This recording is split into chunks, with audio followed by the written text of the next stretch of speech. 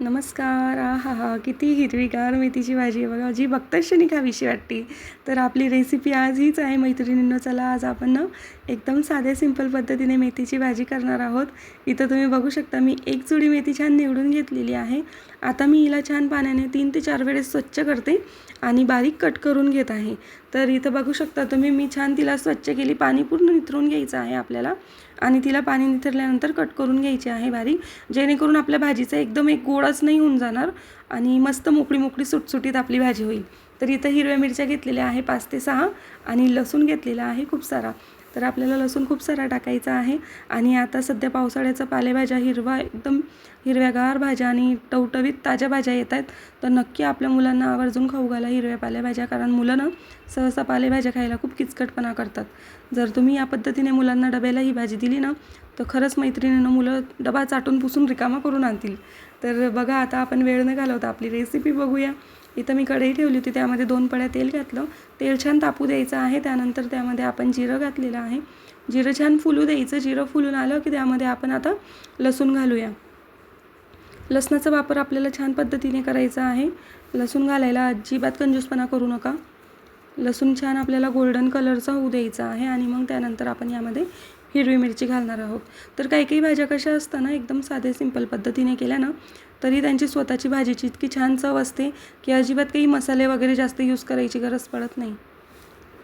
तर बघा इथं आपलं छान लसूण गोल्डन कलरचं झालं होतं. मी त्यामध्ये आता हिरवी मिरची घातली. ती ॲक्च्युली उडत होती हिरवी मिरची, त्यामुळे ना श्री माझ्याजवळच बसलेला होता. तर मी त्याच्यावर झाकण ठेवून दिलं, मिरची वाफली जायला पाहिजे म्हणून. आणि बघा आपली छान मिरची पण वाफून झालेली आहे तेलावर. आता आपण यामध्ये आपली भाजी घालणार आहोत. भाजीतलं पूर्ण पाणी धुतल्यानंतर ना पूर्ण निथळून घ्यायचं, जेणेकरून आपल्या भाजीला अप्रतिम चव येते, कारण ही भाजी ना पूर्ण तेलावरच करायची असते. तर बघा मी इथं मस्त छान बारीक कट केलेली मेथी घातलेली आहे. आमच्या इथं तर सर्वांना आवडते ही भाजी. तुम्ही कोणत्या पद्धतीने करता मला ते पण सांगा कमेंट्स करून. आणि एकदा या पद्धतीने करत नसाल ना तर नक्की करून बघा. घरामध्ये सर्वांना खूप आवडेल ही भाजी. बऱ्याच ठिकाणी याच पद्धतीने करता, पण अजून काही काही ठिकाणी ना वेगळ्या पद्धतीने पण होत असते.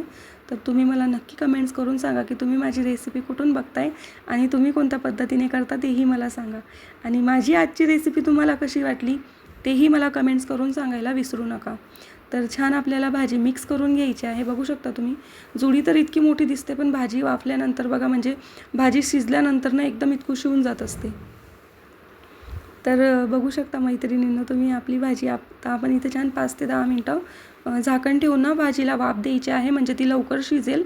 आणि भाजी ताजी असल्यामुळे ना तिला शिजायला अजिबात वेळ लागत नाही, कारण खूप कवळी मेथी होती. आणि चेक करायची पद्धतही मी तुम्हाला सांगते, कारण आपण मेथीची भाजी ज्या वेळेस आपण तोडत असतो ना तर त्याच्या ज्या कवड्या काड्या असतात ना थोड्या, त्याही आपल्याला तोडायच्या असतात. तर पालेभाज्या तुम्ही कधीही करतात ना तर भाजी अगदी टाकल्या त्यामध्ये मीठ टाकायची घाई करू नका, कारण पालेभाज्या शिजल्यानंतर ना क्वांटिटी खूप कमी होऊन जात असते. तर भाजी थोडी शिजू द्यायची, नंतर मग त्यामध्ये मीठ टाकायचं. तर आता इथं बघू शकता तुम्ही मी आता मीठ घातलेलं आहे, कारण आपण भाजी जेव्हा टाकली तेव्हा कढईमध्ये गच्च भरलेली होती. आणि आता तुम्ही शिजल्यानंतर बघू शकता भाजी अगदी किती छोटीशी होऊन गेलेली आहे. तर हे बघा एक ज्या कवड्या काड्या असतात ना त्या आपल्याला चेक करून घ्यायच्या की त्या शिजल्या का. जर ह्या काड्या जर शिजलेल्या असेल ना तर आपली भाजी तयार आहे.